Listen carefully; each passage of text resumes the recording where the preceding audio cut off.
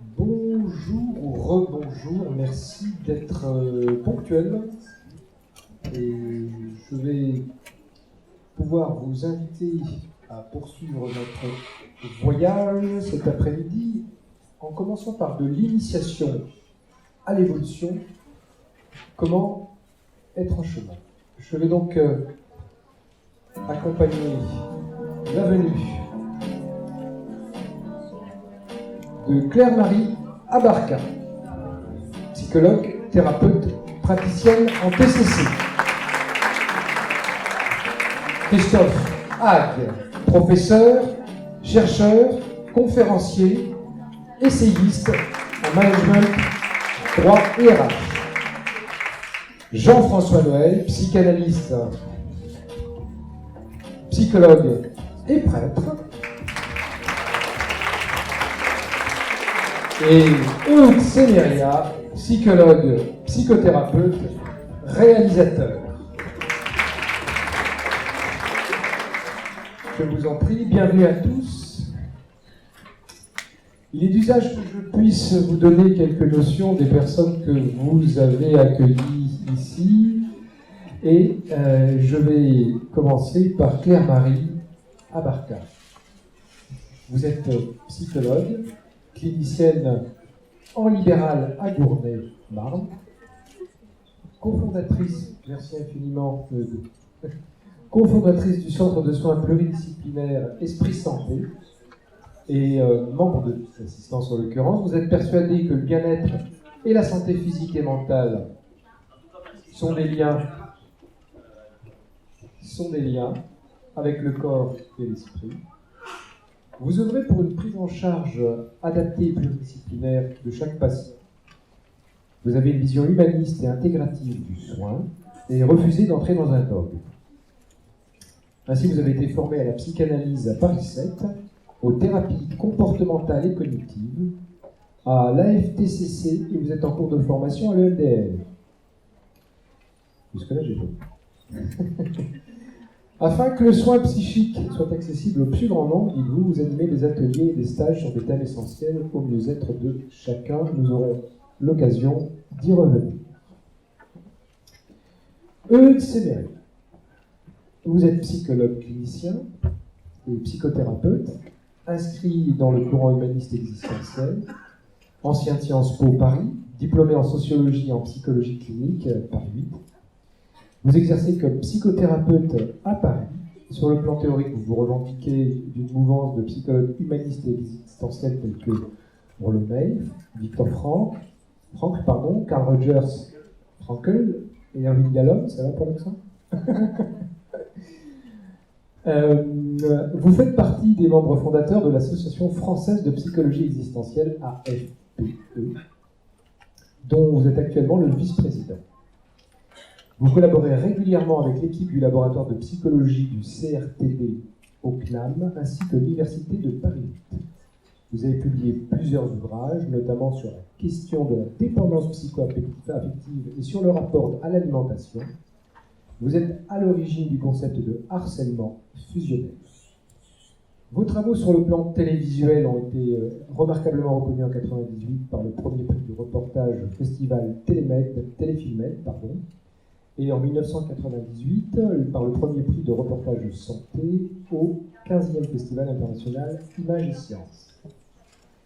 Vous avez également réalisé plusieurs dizaines de documentaires pour la télévision et publié chez Albin Michel 2 livres, un en 2018, Le harcèlement fusionnel et les ressorts cachés de la dépendance affective, qui devrait se trouver, je pense, par ici, oui, le voilà, ici même, que nous pouvons retrouver en bas au niveau de la librairie Goulard, et puis pour tous ceux qui voudront vous rencontrer un petit peu plus tard.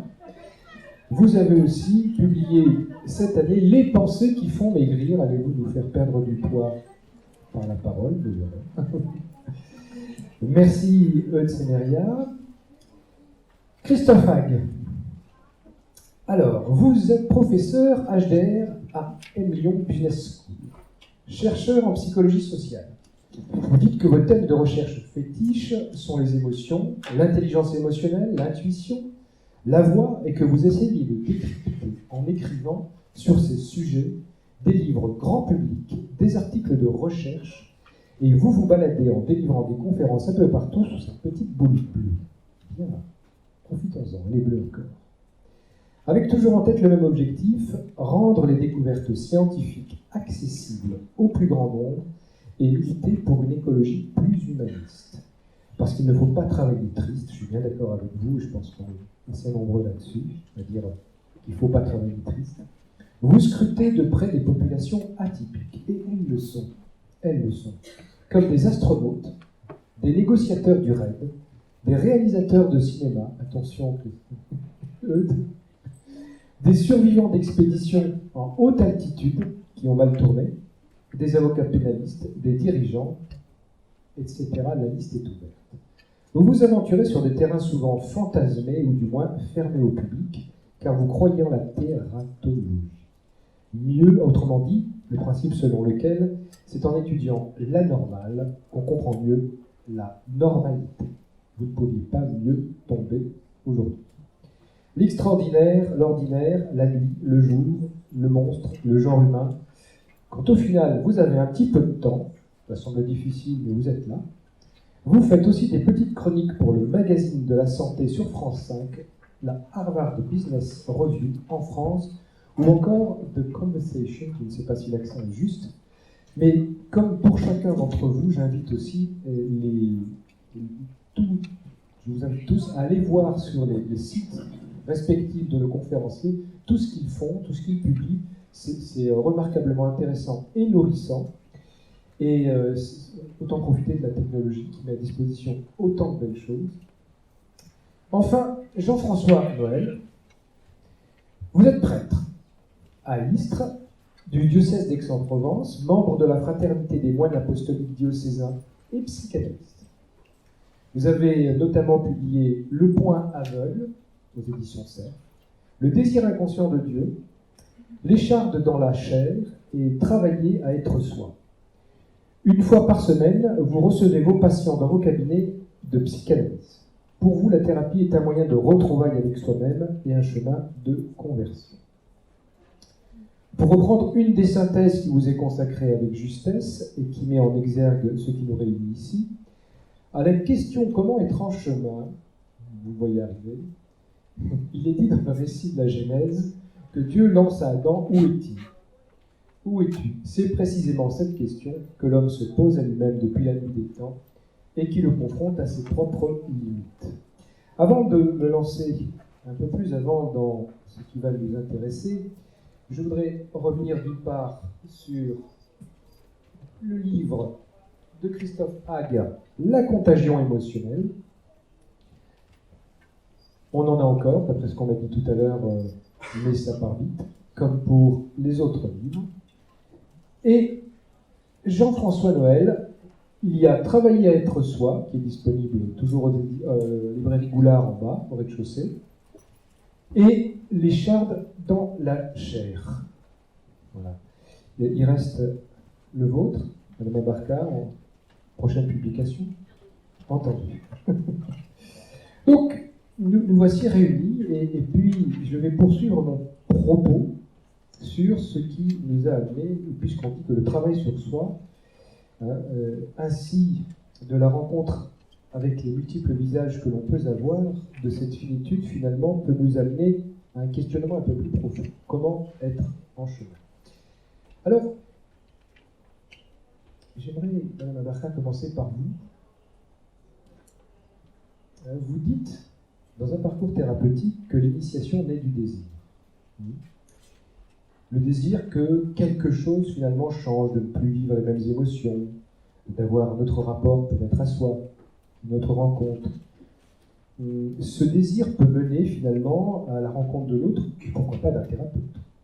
Je vous invite à nous faire découvrir cette rencontre et ce désir. Très bien. Bonjour à tous déjà, premièrement. Alors effectivement, donc moi je travaille essentiellement en libéral et c'est vrai que la première chose c'est quelqu'un qui arrive en cabinet et qui ne sait pas toujours d'ailleurs exactement pourquoi. Il sait qu'il veut aller mieux, il sait qu'il y a des choses qui l'embêtent, mais il ne sait pas exactement vers quoi il veut tendre. Et je pense que le premier objectif, c'est de pouvoir déjà accueillir ça et de travailler avec lui sa demande. Parce que effectivement, pour quelqu'un, aller mieux, ce sera peut-être danser sur des tables, ce sera peut-être pouvoir sortir tous les soirs. Pour un autre, ce sera peut-être juste pouvoir, à un moment donné, arrêter le fil des pensées, se poser.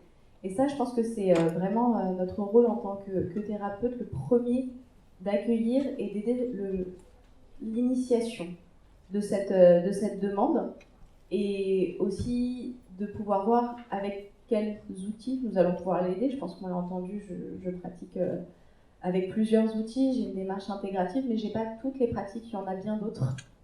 Et donc je pense qu'il est aussi notre rôle de connaître d'autres choses et parfois de pouvoir amener le patient à d'autres thérapies et de cheminer aussi de cette façon-là. Vous dites que c'est que en écho à ce que vient de dire Madame Abarca. Oui, Madame Abarca parle du désir, c'est sûr. Moi, je pense qu'il y a aussi quelque chose de la souffrance. C'est-à-dire que ce qui mène les gens en thérapie, c'est la souffrance, une souffrance particulière, parce qu'on peut venir parce qu'on a des angoisses, parce qu'en général, on a une dépression. Mais je pense que cette souffrance, c'est surtout de réaliser, d'abord qu'on a mal, parce que c'est pas évident. Beaucoup de gens peuvent vivre comme ça très longtemps en ayant mal sans s'en rendre compte. Couper un peu de leur ressenti et de leur authenticité. Et puis, déjà reconnaître ces douleurs, ça amène à faire la démarche en thérapie. Et ensuite, peut-être comprendre que cette souffrance, c'est simplement la souffrance d'exister. C'est-à-dire que, pour reprendre l'idée d'Heidegger, qui est existentialiste comme moi, on est jeté là dans le monde, on arrive, et puis on se dit, mince, alors je ne sais pas d'où je viens, qui je suis, où je vais. Je pense que le fond en tout cas dans l'approche existentielle, le fond de la souffrance est là. Donc la thérapie existentielle permet de répondre à cette souffrance et à d'autres. La peur de vivre, la peur d'exister. La peur, il y a une peur de vivre. Alors là, on est en plein dans la thérapie existentielle, comme ça on va les définir un peu en même temps. Donc, c'est vrai que des gens comme Autoran, qui est des précurseurs de l'approche existentielle, ou Freud ou d'autres, ont parlé de la peur de vivre et de la peur de mourir. Je crois que c'était une question. De la peur de vivre et de la peur de mourir. Alors qu'est-ce que c'est la peur de vivre? Pour le dire très simplement, pour que chacun puisse reconnaître ce que c'est en fin de compte vivre dans les coulisses de la vie. C'est-à-dire que si j'entre dans la vie, alors je dois prendre conscience que je serai confronté à la mort un jour. Donc je vais, c'est des patients qu'on rencontre, c'est ça, je vais vivre dans les coulisses de la vie, je ne vais pas trop m'engager, je vais continuer à obéir à papa, maman ou à mon patron, etc. Ça s'accompagne de tas de peurs, la peur de grandir, la peur de s'affirmer, la peur d'agir, la peur de se séparer. Et puis il y a une peur, alors on la distingue de la peur de mourir, la peur de vivre. La peur de mourir est une espèce de pôle qui serait l'autre extrémité, en quelque sorte, de ce continuum de positions, qui est un peu le contraire, bien qu'étant quand même infantile, parce que ce sont des positions infantiles, qui est c'est moi le plus fort. Donc on est très engagé dans des comportements à risque, on transgresse toutes les limitations de vitesse, on mange énormément, ça peut être aussi dans la peur de vivre. Bref, on a une position que j'appelle héroïque. Voilà, ce sont deux manières finalement qui empêchent de cheminer. Je me tourne vers Christophe Haig, vous dites que 9 peurs sur 10 sont fantaisies, sont irréelles. Ouais, c'est le triste constat, bonjour à tous évidemment, c'est le triste constat de plusieurs recherches en fait, scientifiques, et qui me fait dire en fait une chose. Déjà, c'est extrêmement énergivore, c'est-à-dire que c'est 9 peurs sur 10, 90% en fait de ces angoisses, de ces points d'angoisse, de ce stress, est effectivement pas basé sur de vraies causes. Et c'est un peu un décor en carton-pâte à l'arrêt Harryhausen dans les années 40, factice, sauf que pour le cerveau, ça a l'air vrai. Et donc le cerveau, en fait, il va sortir l'artillerie lourde, l'artillerie chimique lourde pour régler ce type de problème. Et on se rend compte qu'effectivement, on a de plus en plus de personnes qui sont kalachnikovées par ce type d'émotions factices et qui derrière en payent le prix psychique et physique fort. Donc on voit qu'il y a une augmentation des gens qui développent de l'hyperglycémie, l'hypertension, des troubles psychosomatiques, des troubles du sommeil, etc. Bon, bref, le constat est pas très rose.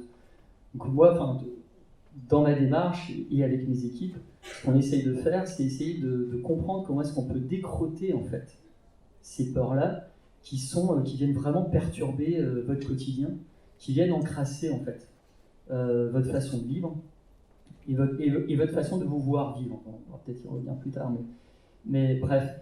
Et il faut juste se dire qu'en fait, une peur, une angoisse, quelque chose qui est surexprimé, qui est non fondé, c'est extrêmement contagieux. Il suffit de mettre 2 personnes dans une pièce pour que leurs émotions et leurs mouvements se synchronisent en 21 millièmes de seconde, c'est le temps de projection d'une image au cinéma. Alors qu'il fallait par exemple à Cassius Clay de 230 millièmes de seconde pour repérer et réagir à un signal lumineux par un coup de poing. Donc 10 fois moins de temps pour qu'on synchronise nos émotions. Et plus elles sont toxiques, plus elles sont inadaptées, souvent, c'est ce qu'on remarque, plus elles sont donc transmissibles finalement à l'autre. Donc ça, c'est un peu le triste constat qu'on fait. Donc l'idée, c'est d'essayer aussi de comprendre comment est-ce qu'on peut renverser tout ça, comment est-ce qu'on peut décroter tout ça de notre tête. Et il y a des solutions qui existent. Alors, on parlera peut-être plus tard, quand vous le sentez. Oui, et comme on le sent tous, les solutions, je pense qu'on va pouvoir les aborder avec beaucoup d'intérêt. Et surtout que si on pose le problème, il faut des solutions. Donc on compte sur vous, maintenant ou après, comme vous voulez, Christophe. Bon, je sais pas, vous sentez que vous voulez que je vous en parle un petit peu maintenant? Ouais. La démocratie. Okay. C'est ça. Alors, moi, il y a un concept en fait que j'ai un peu développé dans ce dernier bouquin, et je vais donner un nom, comme quand on a un bébé, faut le labelliser pour qu'il puisse se reconnaître à un moment, et que les autres le reconnaissent, et ce concept, je l'appelle le hum émotionnel négatif. Alors, je ne sais pas si vous avez entendu parler de l'idée de hum, H-U-M. C'est une espèce de bourdonnement sourd qu'on entend ici et là, certains endroits du globe, et qui est qui est interprété par certains catastrophistes comme la trompette de l'apocalypse. Donc en gros, on vous dit, bah oui, on tape dans les ressources de la Terre, on la maltraite, c'est normal que derrière elle se rebiffe, et donc à un moment, on prédit comme ça un peu la fin des temps en disant il va y avoir une implosion globale. Moi, j'ai un peu transposé ce concept-là à un concept un peu plus psychologique, et en disant qu'on est dans un trop-plein de toxicité actuellement. Et je suis persuadé que vous l'avez tous un peu palpé. Alors, il y a peut-être dans la salle des personnes qui sont plus Bob l'éponge que Robocop en matière d'imbibation émotionnelle. D'ailleurs, dans le livre, vous avez un petit test, un peu de promo, mais pour savoir si vous imbibez facilement ou pas. Je vous donne juste un exemple assez symptomatique. Il y a quelques temps de ça, j'étais en taxi à Paris. Vous avez 2 voitures qui se rentrent dedans à faible vitesse, 30 km/h, rien de grave, pas de gros bobo pour la voiture, unique pour ses passagers. Et vous avez un papa avec ses 2 enfants sur la banquette arrière, qui paraissait assez sain d'esprit, qui sort. Devant, vous avez un type qui se rendait à la défense, costume, cravate, ils ne se sont pas parlé, ils se sont cognés dessus. Pour moi, c'est un des signes, parmi tant d'autres, de cette sur-émotionnalité négative. Et je pense qu'il y a un vrai danger, en fait, pour l'humanité. Je pense qu'on peut s'entre-déchirer avant que le CO2 et que tout un tas d'autres choses fassent de gros dégâts sur l'humanité. Donc voilà. Je vous remercie infiniment, Christophe, c'est très éclairant. Alors, je vous donnerai les solutions après. Hein. On va se les garder en réserve parce que là, on voit que ça arrive. Le défi est lancé à chacun, finalement, de rejoindre l'autre. Jean-François Dolay.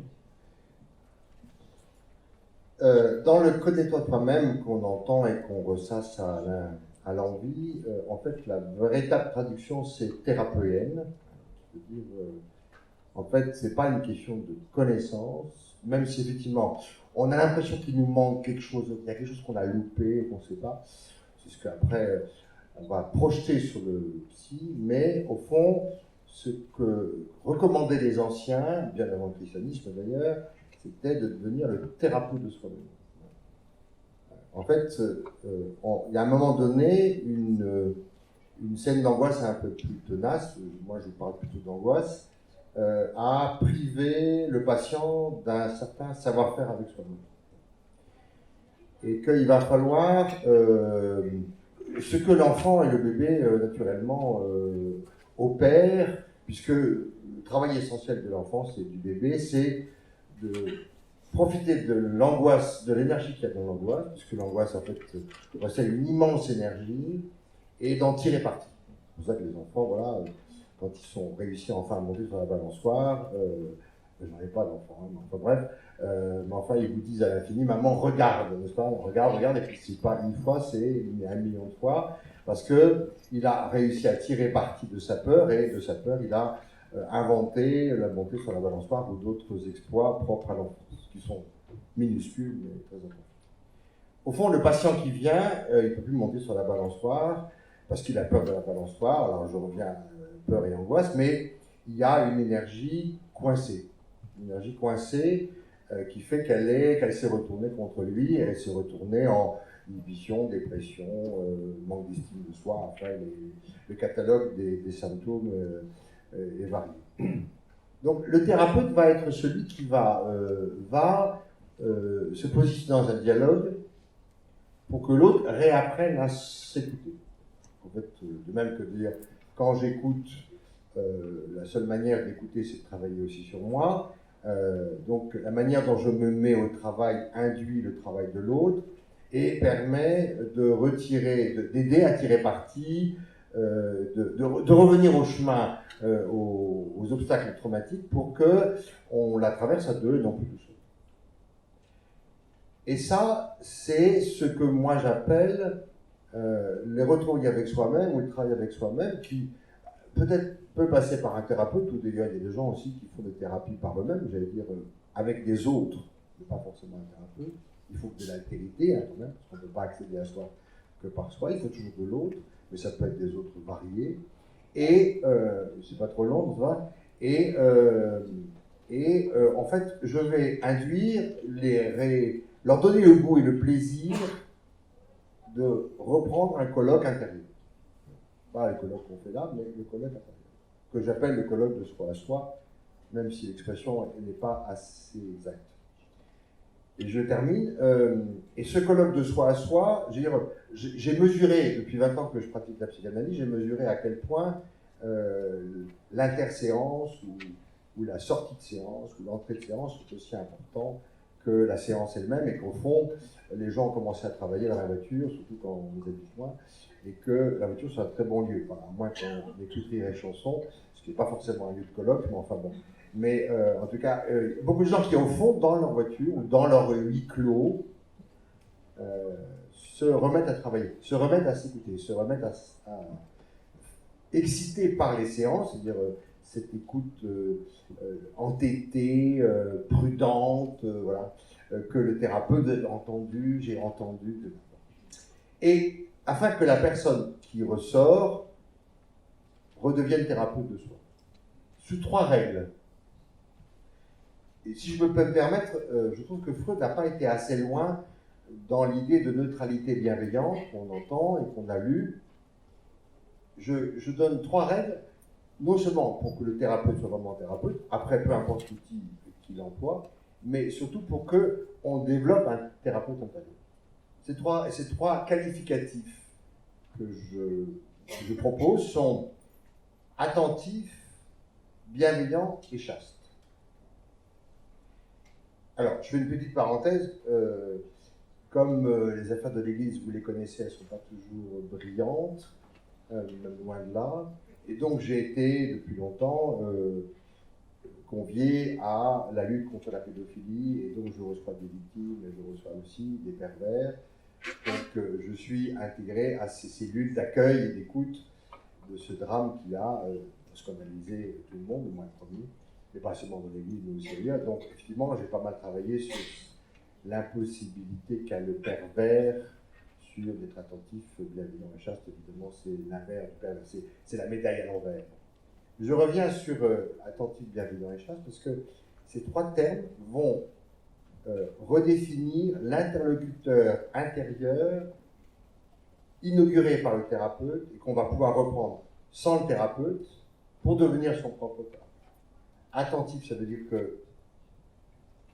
Attentif, ça veut dire qu'il y a une sorte de vigilance intérieure que développent les patients. À leurs émotions, à leurs affects, à leurs rêves.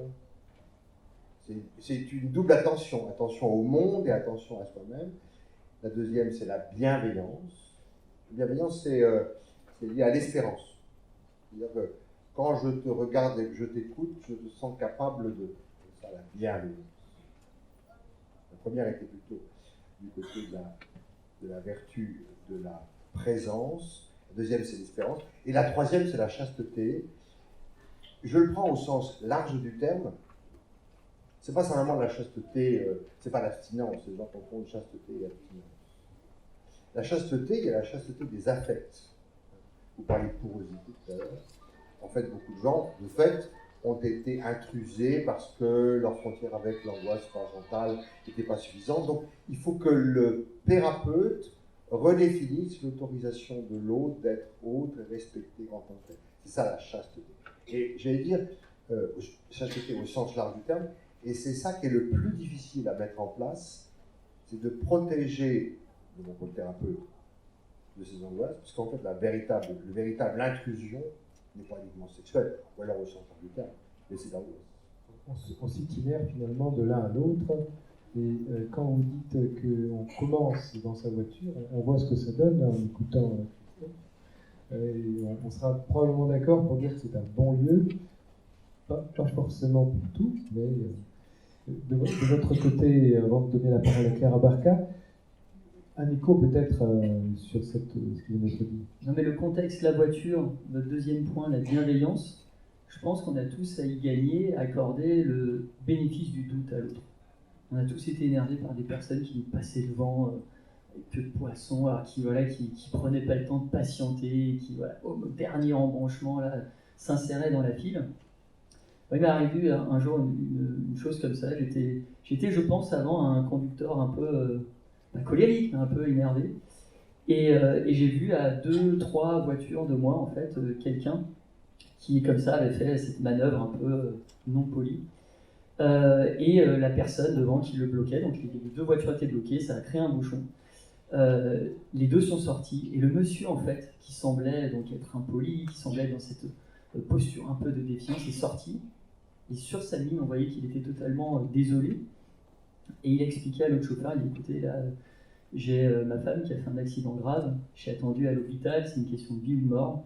Il lui a laissé sa carte grise, il est parti. Je peux vous assurer que j'ai été vacciné pour ça. Et je pense que maintenant, je peux effectivement utiliser l'habitacle de ma voiture comme une caisse de résonance à moi-même. Avant, je pense que j'étais trop embrouillé par toutes ces choses-là, et à nouveau, toutes ces hypothèses qu'on fait sur les intentions de l'autre, qui ne sont pas si mauvaises que ça.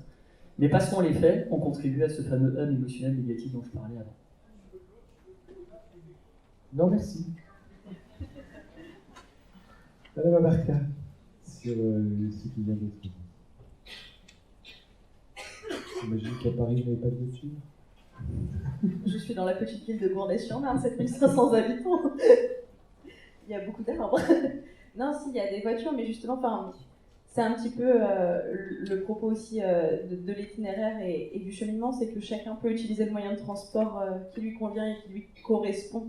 Et c'est un peu ce qu'on disait aussi avec les différentes thérapies qu'on représente aujourd'hui.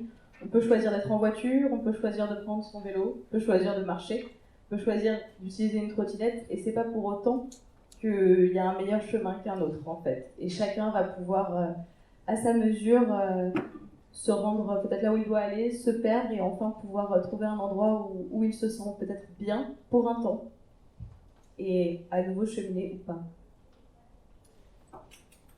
Séméria. On a entendu l'importance du véhicule, quel qu'il soit, mais au sens du terme. En tout cas, on se rend chez le thérapeute ou chez celui qui peut offrir à un endroit une possibilité, peut-être avec une intention qui peut se transformer ou non dans une démarche. On peut aussi avoir l'intention d'aller transformer ce chemin en un aboutissement, en un but. Qu'est-ce qu'on fait dans ce chemin lorsqu'on arrive? On est en thérapie existentielle. comment ça se passe? Alors, je vais d'abord revenir sur le connais-toi toi-même. Le fameux cogito qui faisait écho à C'est pas où le es-tu? cogito. Hein, Oui, c'est autonome. oui, pardon. Où es-tu?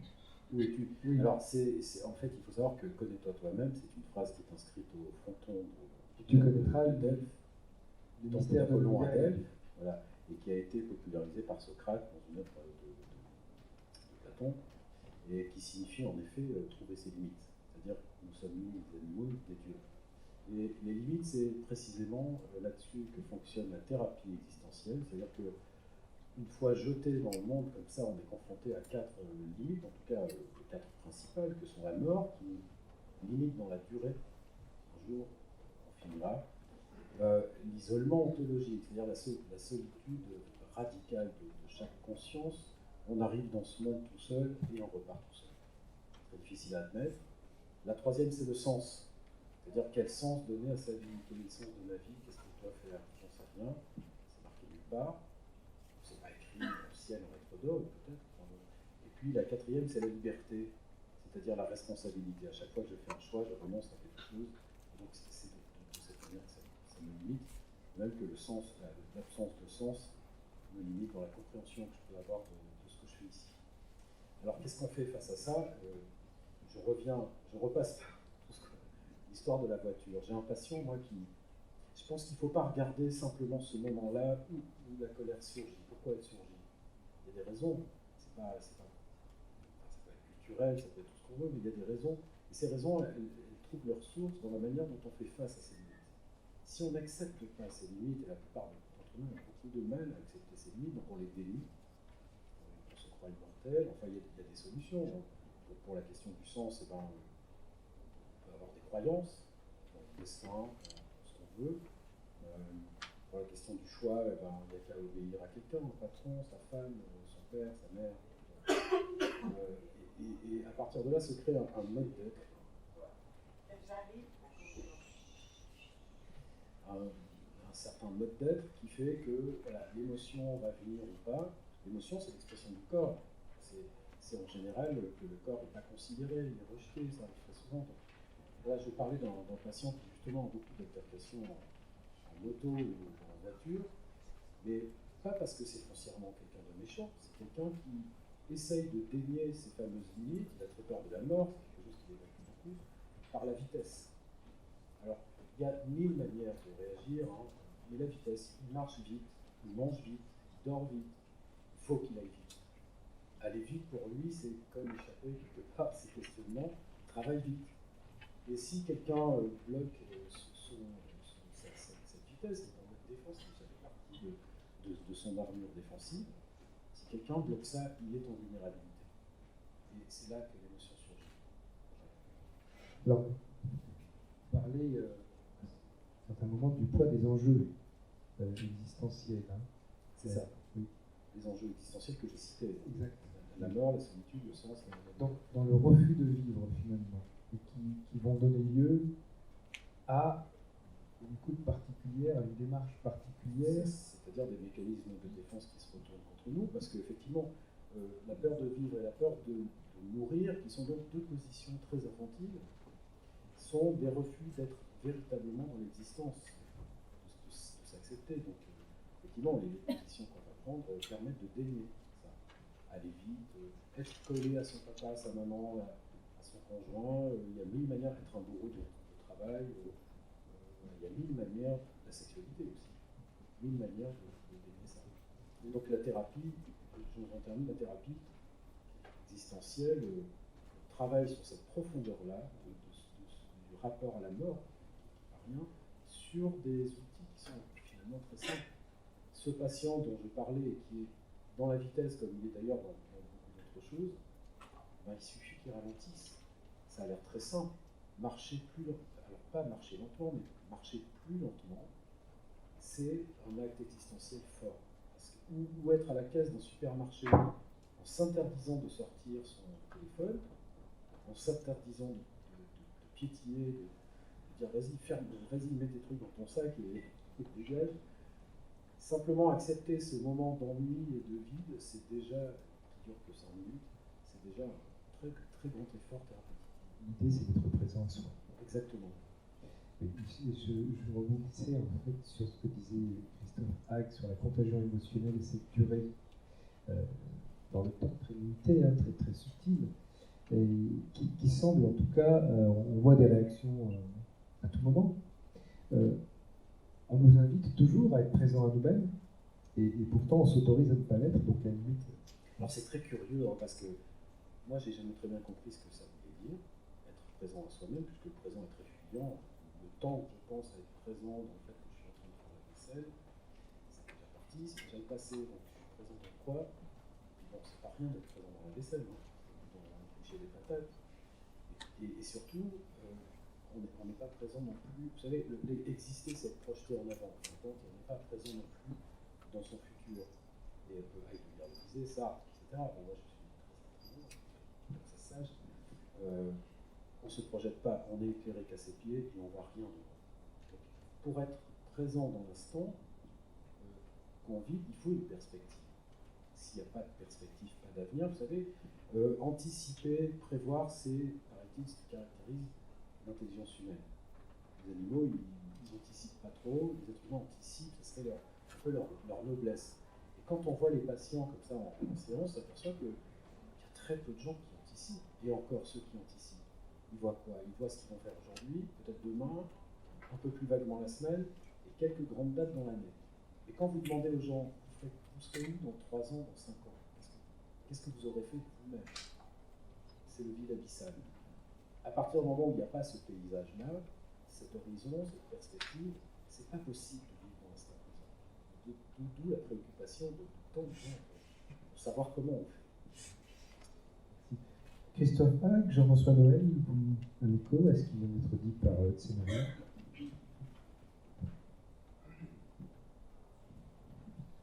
Enfin, je crois pas que de fait on ne peut pas être présent à soi à la vaisselle, ou ça marche. Enfin, moi je ne suis pas bon en vaisselle, mais moi j'aime pas du tout. Je l'évite, je dénie là. Peut-être qu'il faut que je fasse une thérapie sur la vaisselle. Bon, alors, mais moi, c'est-à-dire que c'est pas tellement. Je ne crois pas beaucoup à cette idée de présence à soi non plus. Je crois beaucoup à ce colloque intérieur, c'est-à-dire je crois à cette conversation. En fait, je crois qu'il y a une sorte de débat qu'on doit reprendre et qu'on doit faire avec justement ce que j'appelle l'autre intime. Alors, c'est pas que je veux dire du côté de la religion, mais enfin, c'est intéressant que la religion ait quand même pensé à ça, d'ailleurs, toutes les religions.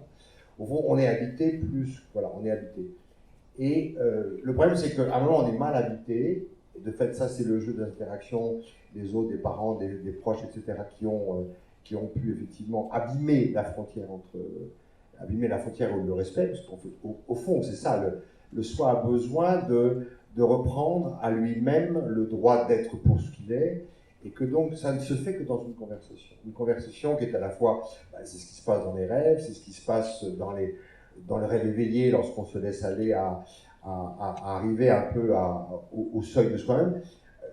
Moi, je pratique assez cette idée de l'orée de la conscience. C'est-à-dire qu'à un moment donné, alors là, je suis hyper freudien ou Frankl, je veux dire là, Frankl aurait travaillé aussi un peu comme ça, même si après il va tirer du côté de la logothérapie et du sens de la vie.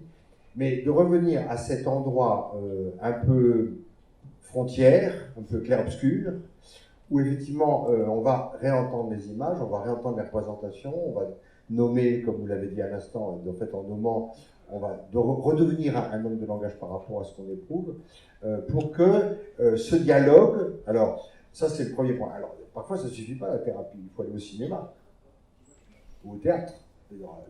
Les premières thérapies étaient à Épidore en allant au théâtre. Le théâtre permet de voir représenter un certain nombre d'affects sur le plan emphatique qui permettent de reconnaître les siens. Il y a des films où vous sortez complètement vide et vague, enfin, voilà, ou abruti, il y en a beaucoup d'ailleurs. Et puis il y a des films où vous sortez avec une conversation. Un personnage, d'un coup il y a une émotion qui est venue, où il y a des mots qui sont venus et qui sont plus vivants que vous l'avez. Et c'est intéressant, c'est pour ça que je parle beaucoup de ces dialogues. Et ça, Freud le pensait. Hein. Kultur chez Freud, c'est vraiment l'ensemble des représentations nécessaires pour que l'homme ait temps de donner des images à ce qu'il habite sans qu'il puisse les nommer. Voilà. Je ne peux pas prendre la définition parce que je l'ai oublié au début, mais c'est à peu près ça, Kultur chez Freud. Et donc, moi, il y a des patients que j'invite à lire Dostoïevski ou de lire des grands, ou d'aller au cinéma, voir des films, effectivement, qui vont tenter de mettre à l'extérieur ce qui manquait à l'intérieur pour qu'ils repartent du cinéma ou du roman avec ces personnages. Avec ces personnages avec qui il va commencer à dialoguer, puis qui va réinstaller dans son appartement intérieur, tantôt dans la chambre à coucher, tantôt dans le lit, tantôt dans les toilettes, etc., suivant les fonctions qu'on a besoin d'attribuer à ces personnages. En vous écoutant, et j'avais l'impression d'entendre les premières pages de la Divine Comédie. Dans votre élogieux, On est convoqué à cette orée où il nous faut peut-être nous aventurer. Qui sera notre Virgile Otsemeria? Non, je voulais juste réagir à cette question du colloque, de l'abord très verbal, très représentationnel des problématiques. J'ai parlé de la vaisselle, c'est un bon exemple. Vous n'aimez pas faire la vaisselle. Ce que je veux dire, c'est que... Non, mais je ne veux pas vous... Beaucoup de gens me disent ça, j'aime pas faire la vaisselle, j'aime pas faire la cuisine, j'aime pas... C'était juste pour réagir là-dessus et dire que ce qui est profond là-dedans, c'est que si vous n'aimez pas faire la cuisine, alors vous évacuez de votre présent, de votre vie, quelque chose qui est extrêmement important, parce que vous y êtes. C'est vous, c'est votre corps, c'est ce que vous allez mettre dans votre corps et qui va vous constituer. Et se dégager de ça en disant j'ai pas le temps, ça veut dire j'ai pas le temps d'être moi-même, au fond. Et donc, la psychologie, alors je ne cherche pas à opposer la psychologie existentielle à la psychanalyse, mais la psychologie existentielle elle s'oppose d'elle-même.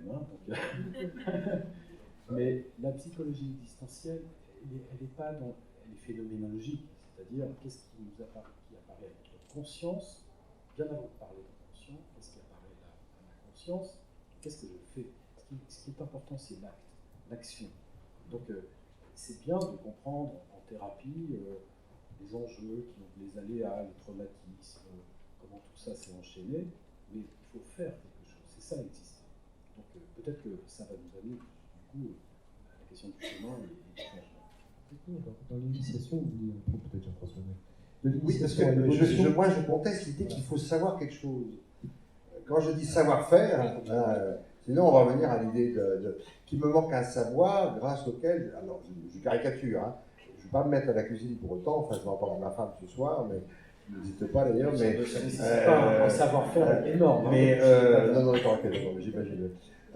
Mais vraiment, ce supposé savoir de Lacan, c'est un prête-nom à un leurre nécessaire, un prête-nom à un leurre nécessaire, je répète, pour qu'effectivement, on se défasse d'une idée que je ne sais pas. En fait, je ne savais pas que je savais, c'est-à-dire que c'était cet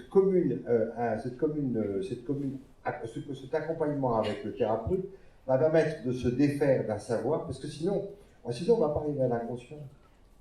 Sinon, on ne va pas arriver à l'inconscient, parce qu'il y a une résistance du symptôme qui ne peut pas être attaquée frontalement par une connaissance. Ça, vraiment. Alors là, c'est plutôt presque une expérience personnelle et une expérience de thérapeute.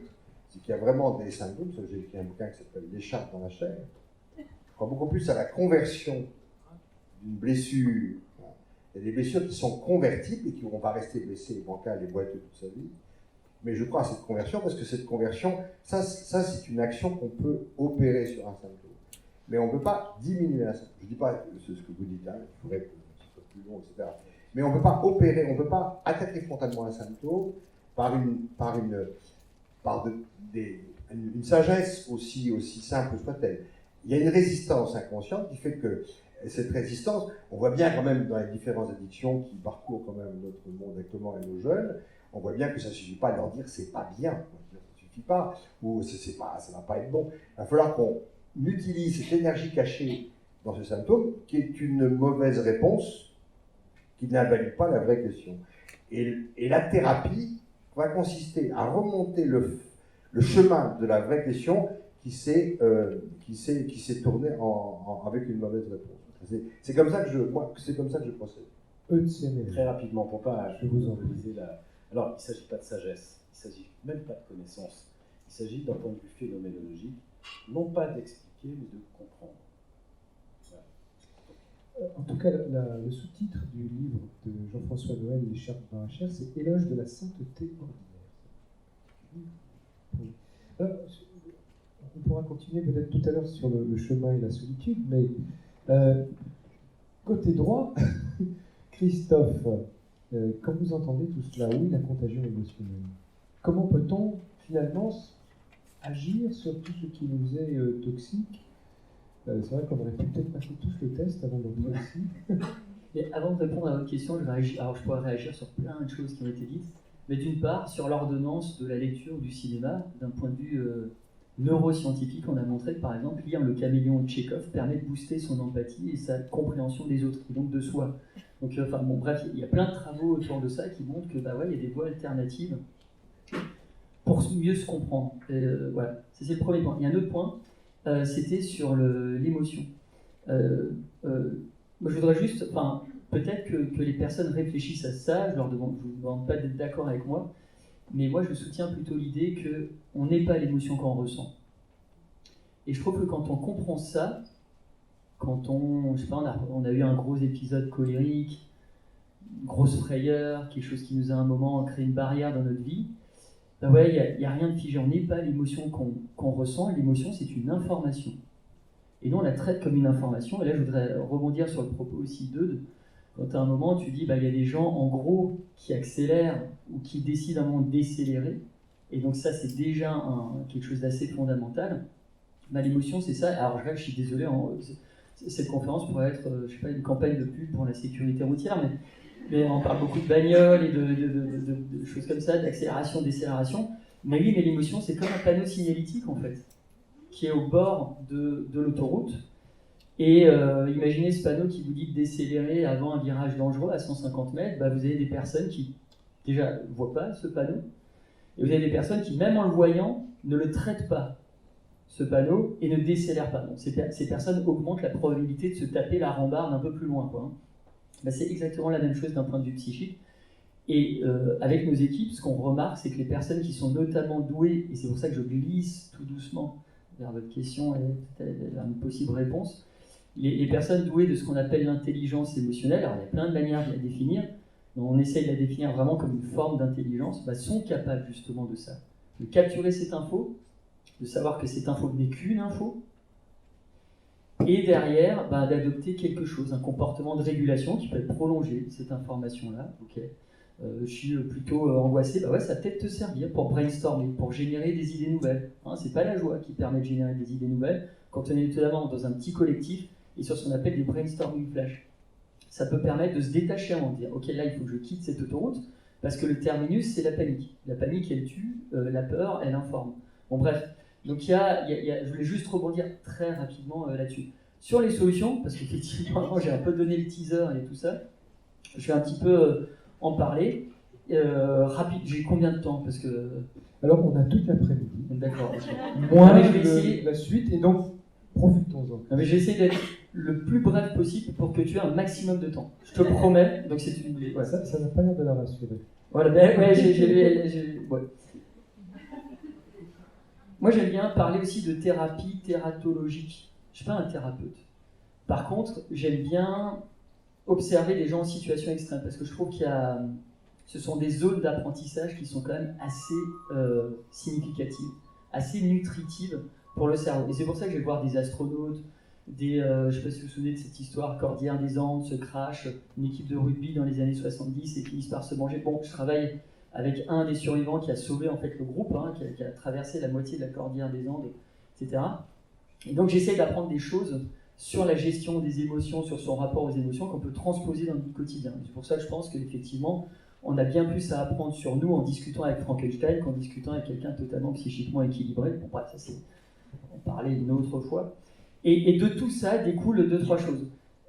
Donc comment est-ce qu'on peut décroter ces émotions toxiques ? Je pense que la première chose, et là je rejoins à nouveau sur ce que tu disais avant, je pense qu'il faut labelliser aussi ce qu'on ressent. Parce que le type, dans la bagnole, il est peut-être même pas conscient qu'il est en colère à un moment donné. Il ne sait même pas quelles sont les causes à tout ça, les inconvénients, et en gros, il n'arrive pas à prédire son propre futur émotionnel. Donc moi, je pense et surtout en France, et ça, il y a tout un tas d'études qui le montrent, on a du mal à labelliser ce qu'on ressent. On a créé, et je vous le donne, là, c'est tout gratuit, c'est philanthropique, il n'y a pas de pub, il n'y a rien. On a créé avec des chercheurs, notamment de Louvain, une app qui s'appelle Dr Mood, DR, plus loin Mood, M-O-O-D, et qui vous permet en quelques secondes de labelliser l'émotion que vous ressentez de mettre des mots, donc il y a une vingtaine d'émotions comme ça qui peuvent être diagnostiquées à l'instant T où elles se posent, et savoir finalement à quoi on a affaire, c'est quoi cette espèce de yéti là qu'on a face à soi et dont on n'arrive pas vraiment à déceler la forme. Donc ça, c'est la première chose. Et on est dans un pays où on pose souvent mal le diagnostic. On le pose trop rapidement, donc comment voulez-vous derrière que votre propre action autothérapeutique soit bonne? C'est comme quand on va chez le médecin, que le diagnostic est mauvais, qu'il vous file un mix de pilules rouges, vertes, etc. Je peux parler de pilules bleues. Et ben voilà, pour que derrière l'effet soit un petit peu, peut être totalement contre-productif. Donc ça, c'est déjà une chose, mettre des mots sur ce qu'on ressent. Et là, aujourd'hui, on développe, nous, des outils thérapeutiques autour de ça. Ensuite, autre élément, et je te promets, je finis là-dessus. Je pense qu'il faut qu'on se reconnecte à 2-3 basiques et qui viennent alimenter tout un tas de thérapies, tout un tas de pensées.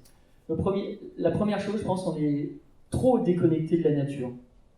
Moi, je travaille avec tout un tas de chercheurs qui travaillent là-dessus, sur l'impact de la nature. Et on voit qu'aujourd'hui, en gros, le contact avec la nature, ces fameux bains de forêt, c'est un peu tendance et tout, mais aujourd'hui, il y a un fondement scientifique, il y a des grosses méta-analyses qui sortent, qui sont assez bluffantes. Et bien, se reconnecter à la nature. Dans la nature, on peut même mettre les animaux. Et ben, c'est extrêmement bénéfique. Ça permet non seulement de baisser la tension artérielle, de baisser la surcharge mentale, de baisser son niveau de stress si celui-ci n'est pas justifié, d'augmenter son niveau de bien-être. Je veux dire, vous jouez avec votre chien pendant 5 minutes, et l'humain et le chien vont libérer de l'ocytocine, qui est un réel baromètre de bien-être chez le mammifère. 5 minutes de jeu, moi c'est ce que je prescris à mes amis qui sont totalement surmenés, qui sont gagnés par leurs émotions. Qu'est-ce que tu fais? Achète-toi un chien. Je peux vous assurer qu'il y a un avant et un après. Réellement. Alors, quoique la quantité d'ocytocine qui est libérée quand on joue avec son chien ou son chat, s'il y a des propriétaires de chats, c'est la même chose, équivaut à la quantité d'ocytocine qu'on retrouve chez un papa ou une maman qui joue avec plaisir avec son gamin de moins de 3 ans. Je rajoute la petite condition avec plaisir, que ce ne soit pas une charge logistique, que ce soit pas trop énergivore. Donc il y a ça. Et le dernier point, c'est se reconnecter en fait à ses premiers liens affectifs.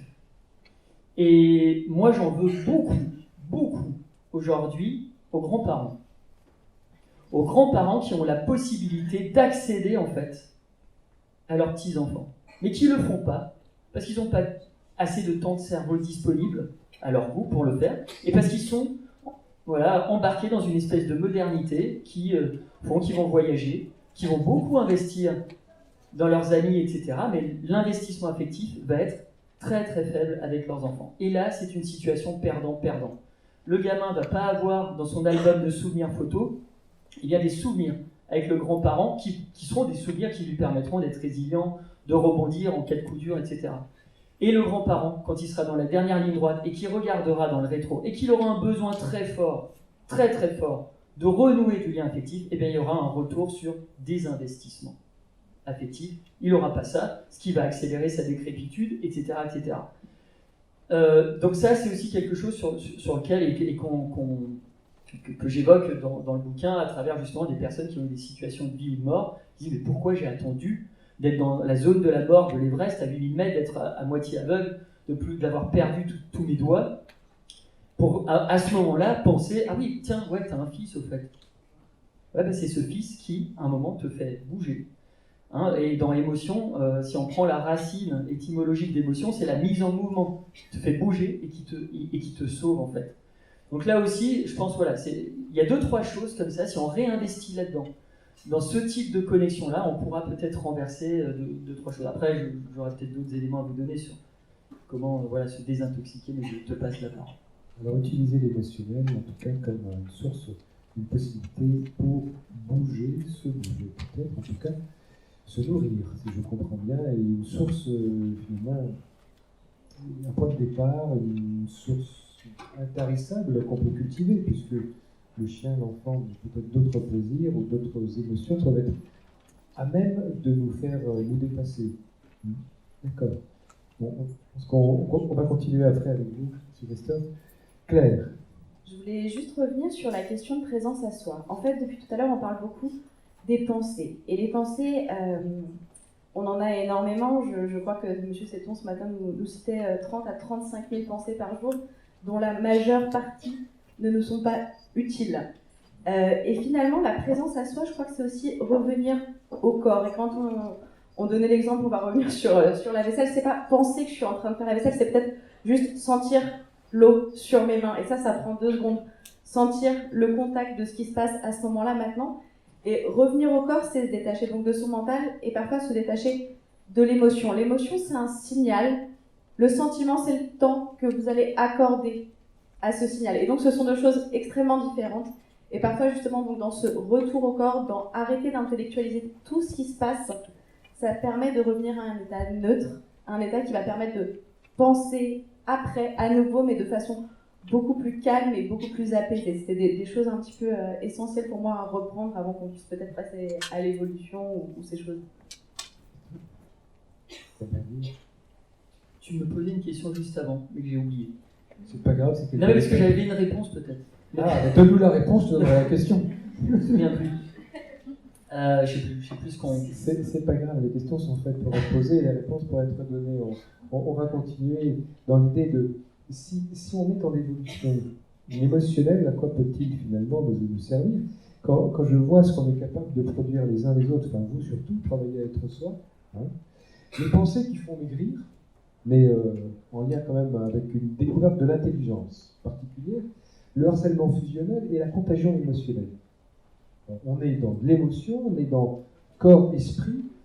Comment ça se passe aujourd'hui ? Qu'est-ce qu'on peut dire à quelqu'un qui, d'un côté scientifique, attend des réponses et pouvoir s'accrocher à une compréhension de certains mécanismes qui le rassurent, de l'autre, avoir des thérapeutes et des thérapies qui font leurs preuves, ont fait leurs preuves, et amènent en tout cas le patient, le futur patient, se mettre dans une démarche. On voit qu'il y a une recherche, en tout cas, d'émotionnel. Hein, il y a une attente, une résolution d'une problématique émotionnelle. Et cette contagion émotionnelle dont tu parlais, elle fait probablement écho, alors, certes de manière transgénérationnelle, puisqu'on a la question des grands-parents qui apparaît, peut-être qu'on a la question aussi du thérapeute qui lui a envie de solutionner certaines choses de manière plus rapide, j'ai cru entendre. Donc, qu'est-ce qu'on fait de l'émotion ? Ah, ouais. L'émotion, c'est la vie, en fait. Je veux dire, on a un CDD sur cette petite boule bleue, on en fait quoi ? Qu'est-ce qui donne du relief, en fait, à tout ça ? Et c'est pour ça, en fait, dans ce bouquin, alors je suis pas particulièrement religieux, mais le premier chapitre s'appelle « La particule de Dieu ». Et je pense, d'une certaine manière, que l'émotion, c'est ça, en fait. C'est ce qui anime cette mécanique très tuyauterie, quoi, enfin très plomberie, très mécanique, bagnole, etc. pour venir à ça. Je pense que ça met ce relief-là. Et donc, on est tous en soif de tout ça. Donc, on recherche des moments émotionnants. Et l'exemple que j'ai, et je le donnerai juste pour te donner la parole après, mais c'est celui des astronautes. C'est-à-dire que quand vous avez des astronautes qui partent là-haut, j'en ai 4 qui ont témoigné dans ce bouquin, c'est vrai, mis à nu, ils ont toujours cette posture un peu supermanesque, c'est des super killers, des quotients intellectuels supradéveloppés, ils ont des formations comme ça un peu à la je ne sais plus comment ça s'appelait, l'opposant à Rocky Balboa, le russe, c'est un entraînement un peu comme ça. Mais avant tout, ce sont des aventuriers qui cherchent ça. Et vous avez un moment, Michel Tonini qui me dit, moi en fait, quand j'étais dans la station Mir, je flottais là-dedans, je sais pas, il y avait comme un espèce de retour au Big Bang existentiel. J'avais l'impression de flotter tel un fœtus dans le fluide amniotique du ventre de ma maman. Je m'imbibais d'une telle plénitude, zénitude, tout ce que vous voulez, d'une joie quasi irréelle pour lui, que le retour sur Terre, non seulement il y avait le retour à la gravité, il y avait le retour à la conscientisation des limites de son corps, etc., mais il était encore imprégné de ça. Et lui, ce qu'il me dit, et c'est pour ça, c'est juste pour illustrer le fait qu'on cherche tous des moments un peu comme ça, forts émotionnellement, et c'est ça qui peut-être nous drive dans la vie, il disait, on devient malade. Il y a des astronautes qui se suicident. Après, on les voit faire tout un tas de sports extrêmes, etc., mais ils ne retrouvent pas les mêmes sensations. La première gorgée de bière, elle est plus, quand c'est la deuxième, c'est déjà plus la première. C'est plus pareil pour le cerveau. Et je pense que ça illustre ce besoin qu'on a assez intime et assez fort, de se connecter à des émotions puissantes qui sont, je pense, d'une certaine manière, des drivers aussi dans nos vies. Alors, c'est vrai que la première, quand j'ai dit bière, comme le dit Philippe Delerme, il peut nous amener à décomposer différemment et à mieux comprendre ce que l'on va en ressentir. Mais si redescendre sur Terre, c'est retrouver les autres, l'enfer, c'est les autres, je vais rester dans ce huis clos. Oui, alors peut-être on parle beaucoup d'émotions. L'émotion, c'est la vie du corps, c'est ce qui met le corps en mouvement, et c'est peut-être que le corps met en mouvement aussi. Et il faut distinguer l'émotion, on en parle énormément dans mon livre sur les pensées qui font maigrir. On parle beaucoup d'émotions, on pose beaucoup des questions sur l'impact des émotions sur l'alimentation. Mais il faut distinguer l'émotion de l'angoisse, et qu'on a tendance à confondre souvent, et c'est pas du tout la même chose. L'émotion, comme je le disais, ce sont des choses innées. D'abord, on vient au monde avec, et elles évoluent quasiment pas. C'est-à-dire que le bébé de 3 mois, il rigole comme je rigole, moi, aujourd'hui, il n'y a pas d'évolution. Alors qu'il y a une évolution des processus psychologiques, enfin, processus cognitifs. L'angoisse, c'est pas du tout la même chose. Si on la compare à la peur, qui est une émotion, la peur, c'est la peur de quelque chose. J'ai peur d'un chien, j'ai peur d'un objet que je peux identifier. L'angoisse, c'est une peur sans objet. C'est-à-dire qu'en fait, ça concerne ce qu'il y a dans ma conscience. Et encore une fois, mon rapport à l'existence, qu'est-ce que je fais là, qu'est-ce que je vais faire demain. Moi, je travaille beaucoup plus là-dessus que sur l'émotion. Finalement, naître au monde, c'est vivre une initiation. Et l'évolution va nous conduire à mieux percevoir peut-être ces émotions. Et Jean-François Noël, entre l'initiation et l'évolution. Ouais, sec d'émotion. Sec de vaisselle, sec d'émotion. Moi, je ne suis pas du tout à cet endroit-là, c'est drôle. Hein. Peut-être que les psychanalystes, on est vraiment des barbares de l'affaire, mais moi, je ne suis vraiment pas là du tout. Je ne suis pas du tout à cette position-là, ni dans l'écoute, ni en moi-même d'ailleurs. Je suis assez méfiant sur... pour moi, ce que j'appelle un peu l'émotion, pour moi, c'est vraiment la surface des choses. C'est des orages, parfois très, très, très impressionnants, mais j'ai l'impression, je fais l'hypothèse d'une profondeur non visitée, voilà.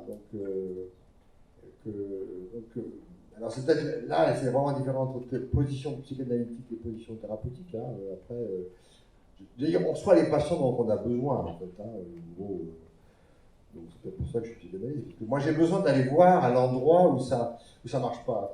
J'ai besoin d'aller voir entre le volontaire et l'involontaire. Alors là aussi, je ferai appel à la phénoménologie, plutôt Michel Henry, etc. C'est-à-dire qu'effectivement, c'est ça qui m'intéresse, c'est ça qu'ont travaillé beaucoup de philosophes. C'est la résistance, comme Saint Paul qui dit je fais ce que je ne veux pas et je veux ce que je ne veux pas. J'aime pas ce que je fais et je voilà. C'est pour moi à cet endroit même de la blessure inévitable. Le problème c'est pas d'éviter la blessure ou de la guérir. Je ne crois pas à cette guérison, je crois à cette conversion de la blessure.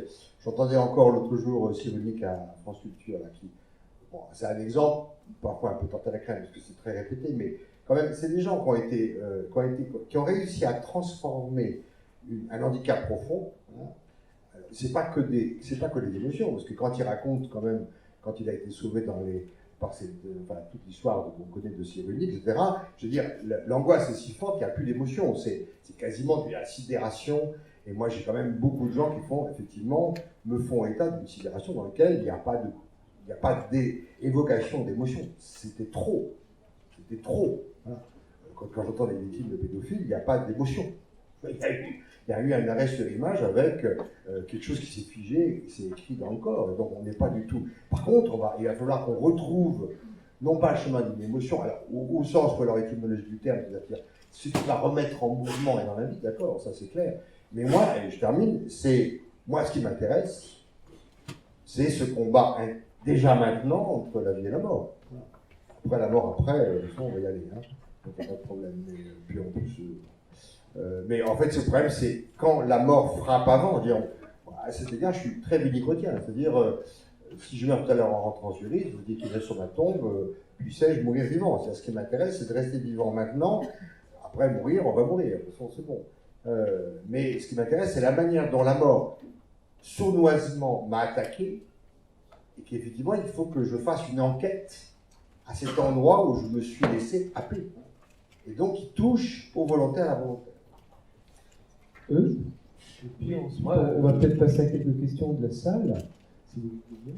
Alors, donc, j'ai la lourde tâche de conclure, si j'ai bien compris. On Eh ben, je fera réagirai un peu émotionnellement en disant que moi non plus, je ne suis pas dans l'idée de me payer de mots. Je trouve qu'on se paye beaucoup de mots dans beaucoup d'approches psychothérapeutiques, et ça inclut la psychanalyse, aussi la phénoménologie peut-être, dont je suis. Je crois que si des gens sont en souffrance et viennent demander une solution, un soin, ils viennent demander à être soignés. Ils ne viennent pas demander à ce qu'on explore, je ne sais pas, des choses très complexes, en lien avec une blessure. Ils veulent des soins, ils veulent des solutions. Et pourquoi pas, c'est pas un gros mot la solution, c'est pas un gros mot de même guérir. Il m'est arrivé de dire à des patients que vous avez le droit de guérir. Je leur ai pas dit qu'ils allaient guérir, parce que ça dépend d'eux. Je leur ai dit que vous avez le droit de guérir. Ça les choque sur le moment, parce qu'ils n'ont jamais entendu ça. Donc voilà, je crois qu'il y a une profondeur dans les différentes approches qui ont été proposées, et cette profondeur, parfois, elle est à la surface, bizarrement, c'est-à-dire dans l'action. Il faut mettre des choses en action, c'est-à-dire exister.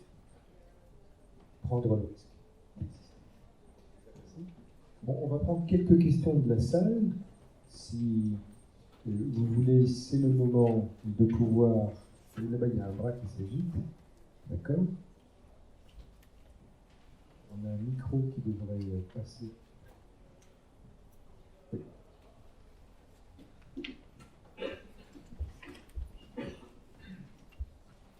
Alors, si vous avez une question, on va voir qui d'entre les conférenciers, ou un peu tous. Ça marche pas. Si, Oui, Christophe Hague, vous avez commencé en me disant que 9 peurs sur 10 sont fantasmées. Qu'est-ce que vous entendez par fantasmer? Et alors, qu'est-ce qu'elle est, la 10e peur? Comment vous la qualifieriez? Ok. Alors en fait, vous avez 3-4 études qui sont parues ces 30 dernières années, effectivement, qui ont cherché à identifier peut-être ce trop-plein de gestion de moments de peur, etc. Donc ces peurs que j'appelle les peurs fantasmées, ce sont des peurs qui n'ont pas vraiment une cause. Alors je vais vous donner un exemple très concret, c'est par exemple, lorsque vous êtes adepte aux réseaux sociaux, que vous êtes totalement addict, vous allez développer par exemple un type de peur que les chercheurs appellent fear of missing en anglais, la peur de manquer une actualité sur le fil, sur la story, etc. Cette peur en soi, elle n'a pas une valeur fondamentale. Elle vient juste vous dire, tiens, ça traduit une peur d'un espèce de rejet social, d'une ostracisation que vous êtes vous-même créé, et qui, à nouveau, va être extrêmement énergivore, qui va enclencher des circuits assez lourds dans le cerveau, et qui, s'ils sont répétés, vont peut-être vous mettre un genou à terre. Donc c'est ce type de peur. Vous avez des peurs aussi qui sont liées, par exemple, à nos enfants, qui sont des peurs où on voit, on les restreint à des périmètres de plus en plus faibles d'observation, d'attention, on les laisse un peu moins. Alors, il y a des dangers, il y a des choses qui existent dans notre société, mais qui n'existaient pas forcément, qui existaient, peut-être aussi à une autre époque. Donc, on surinterprète aussi aujourd'hui des zones de danger, et derrière, on restreint certains périmètres par peur d'eux. Et à nous voir qu'il n'y a pas forcément un fondement, il n'y a pas un danger qui est peut-être totalement réel. Et la peur sur 10 qui reste, ça va être justement, à contrario, une peur fondée. C'est-à-dire qu'à un moment, ça peut être un réel danger, quelqu'un qui vient avec une attitude verbale ou physique menaçante pour vous, qui vous veut peut-être du mal, qui veut vous braquer, qui veut, j'en sais rien, et qui derrière va déclencher chez vous quelque chose de... une réaction, mais qui sera justifiée, et qui vous permettra de maintenir votre niveau de bien-être, peut-être de sauver votre peau, etc. Donc c'est vraiment ça. Et ce constat, moi je pense qu'il est interprété de la sorte, c'est que 9 peurs sur 10, ça fait quand même beaucoup. C'est quand même extrêmement pesant. J'entends bien ce qu'on disait avant aussi sur la sidération, etc. Moi j'ai une interprétation qui est un peu différente. mais où finalement on retombe sur nos mêmes pattes en termes de conclusion verbale. Pour moi, la sidération, c'est aussi quand vous avez un moment atteint un seuil d'intensité émotionnelle extrêmement fort, qui fait que par précaution et par protection, votre cerveau refoule en fait. Votre cerveau met de côté sous un tas de sable. Mais j'ai juste envie de vous dire une chose, c'est-à-dire que quand, et je parle de 7 peurs sur 10 que je juge non fantasmées, réelles, avec une vraie causalité, des vraies conséquences, et qui est fonctionnelle, qui vous permet de vous adapter à l'environnement dans lequel vous évoluez. Lorsque cette peur-là, vous l'avez entre les mains, c'est pas une peur qui nous échappe comme ça.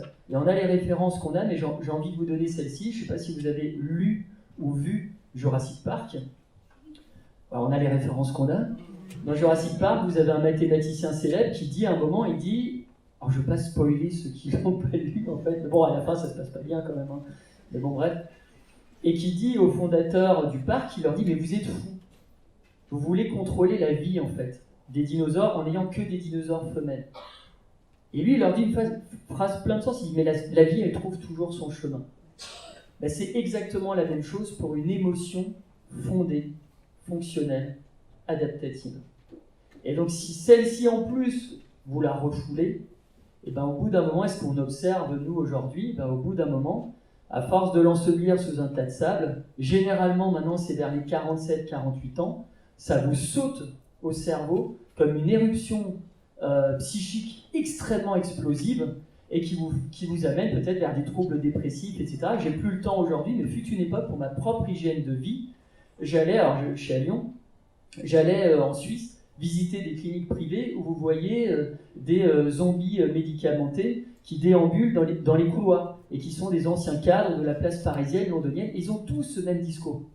Ils disent tous, bah ouais, on a mis de côté, on a mis de côté. Alors que finalement, c'était des choses qui nous sortaient d'un discours standardisé, qui nous sortaient, papa, maman sortaient de la cuisse de Polytechnique, j'ai fait pareil. Alors que moi, mon vrai rêve, c'était d'être artisan, boulanger, j'en sais rien, des choses que vous entendez de plus en plus aujourd'hui. Mais ils ont passé leur temps à les mettre de côté, et ces émotions fondées, à un moment, elles ont refait surface. Elles se sont manifestées à eux, et à nouveau par le corps, et on dit, attends, là on ne veut pas aller jusqu'au terminus, parce que là, ça va être une accélération vers quelque chose de pas très, très heureux pour toi. Enfin, j'ai parlé beaucoup. Non, pas du tout. Et on pourrait entendre et on pourrait continuer. Exister, c'est le mot qui n'est pas dit qui revient. Hein. Exister. Est-ce qu'il y a une autre question? Oui, il y en a deux. Je vous en prie, si on peut vous passer. Eudes Séméria, vous voulez... Pas mieux. Pas mieux. Pas mieux, pas mieux. D'accord. Le micro est arrivé, on vous écoute. Bonjour. Voilà. Ma question concerne la toxicité des émotions. Vous avez parlé tout à l'heure de possibles solutions. J'aimerais les entendre. Merci. Est-ce que la deuxième question qui suit, on va... Moi, ma question, elle s'adresse plus au Père Noël, sans jeu de mots, là encore. J'aimerais juste revenir sur ce que vous disiez par rapport à l'avant et à l'après-séance. L'image qui me vient à l'esprit, c'était comme si vous évoquiez un bord de séance, une espèce de périmètre autour de la séance qui permettrait aux patients, en fait, au-delà même du transfert, de travailler en fait psychiquement sur ces bords de la séance, donc dans l'avant et dans l'après. J'aimerais savoir ce que vous en pensez. Et puis ma deuxième question par rapport à monsieur, je n'ai pas trop tout compris, mais vous parlez beaucoup d'émotions. Hein, là, je partage votre idée quand vous dites on n'est pas l'émotion, mais vous parlez peu de désir en fait, parce que tout ce que vous évoquez, me semble-t-il, est plus de l'ordre du désir ou du désir qui n'a pas été satisfait, plutôt dans l'identification aux parents, c'est ce que vous veniez de dire à l'instant, beaucoup d'émotions, et je me rappelle une phrase de Lacan qui disait quand même que le sentiment, ça a plutôt tendance à mentir, un sentiment, ça ment. Voilà, donc qu'est-ce que vous pensez, vous, par rapport à cette question de l'émotion, du sentiment et du désir? Merci. Juste pour rebondir sur sentiment-tir, on va aussi le garder pour tout à l'heure, parce que là aussi il y aura du grain à moudre, je pense à certains conférenciers qui viendront, mais on va le partager, alors peut-être d'abord pour Jean-François, et puis ensuite on se tournera vers Christophe. Les psys ont beaucoup parlé de cadre, parce que c'était de fait une sorte de huis clos théâtral dans lequel, enfin c'est ma métaphore à moi, dans lequel le patient réécrit son histoire. Il connaît rien encore. Il va écrire cet acte, et puis le thérapeute est un peu comme le souffleur au fond. Hein. J'étais comédien avant d'être Père Noël, et donc j'ai pas mal travaillé sur le théâtre un peu minimaliste, Beckett et compagnie. Et en fait, ils ont beaucoup joué là-dessus, sur cette invention, enfin cette narration, cette invention narrative. Alors je crois que la séance analytique est vraiment de ce côté-là. C'est finalement, je vais dire mon histoire et j'en sais rien, je ne sais pas les mots. Et le psychanalyste va tenter d'aider à formuler. Mais au théâtre, on sait qu'il y a du cadre. C'est-à-dire quand l'autre tue sa femme ou son amant, je ne sais pas quoi, on sait que c'est faux. Et donc il y a une part de fiction, c'est un contrat de co-fiction. Le huis clos, l'entretien analytique, c'est un peu un huis clos comme ça. C'est un peu un huis clos théâtral. Au fond, c'est à la fois assez fictif, hors réel. C'est pour ça que les patients ne prennent pas toujours bien que quand le téléphone sonne, ou quand la gouttière tombe, je ne sais pas quoi. Enfin, quand du réel vient frapper dans la séance, puisque on est pris en flagrant délit. C'est ça qui éprouve les patients. On est pris en flagrant délit d'une intimité qui s'échappe du réel. Voilà. C'est-à-dire Lacan, c'est comme ça qu'il a beaucoup travaillé. Moi, je crois beaucoup quand même que le cadre est fait pour être sorti, enfin qu'on en rentre et qu'on en sort. C'est pour ça qu'il y a des rituels de paiement ou d'autres choses semblables qui permettent de signifier qu'il y a une fin de cadre, un début de cadre. Et dans cet en cadre comme ça, c'est beaucoup de choses. Hein. Enfin, quand on a fait l'analyse comme je l'ai fait, je guettais quand même dans les yeux de mon analyse que je craignais comme ma maîtresse d'école, ou ma mère, peut-être ma mère d'ailleurs, je craignais quand même le regard de bienveillance, j'attendais quelque chose quand même, ça va, je vais mieux, je vais m'en sortir, c'est long, c'est cher, tout ça, bon bref. Tout ça, et fait que, en fait, je me suis aperçu de l'importance de ces messages qui sont envoyés sur le hors-cadre, parce que le hors-cadre va servir d'intermédiaire pour sortir dans le réel. Donc je ne méprise pas le travail de la sortie et de la rentrée. Mais par contre, ils ne sont pas écoutés comme j'écoute à l'intérieur de l'analyse. Mais j'ai bien conscience, et le patient aussi, que la façon dont on se quitte, qu'on va se dire ou pas, qu'on va se regarder ou pas, peut-être que ça touche à des émotions. Les émotions. C'est important, mais c'est vrai qu'il y a des émotions. Et qui vont servir alors là, je reviens sérieux, qui vont servir à l'entre-entretien.